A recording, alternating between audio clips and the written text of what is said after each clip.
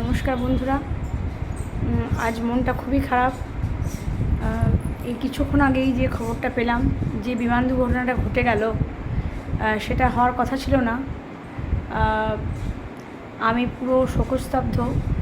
তো এত মানুষ মারা গেল, এত কিছু হয়ে যাচ্ছে, মানুষ পড়তে যাচ্ছে, সেখানে জখম হচ্ছে, ঘুরতে যাচ্ছে, গুলি খাচ্ছে, প্লেনে চাপছে, আনন্দ করে চাপছে, সেখানে মৃত্যুর মিছিল হচ্ছে। এগুলো হওয়ার কথা না, কিন্তু হচ্ছে। কিছু করার নেই। রাখে হরি মারে কে, মারে হরি তো রাখে কে, এটা আমাদেরকে বিশ্বাস করতেই হবে। কিন্তু তবুও শোক প্রকাশ করার জায়গা নেই। তবুও চলুন এই বিষয়ে আমরা একটুখানি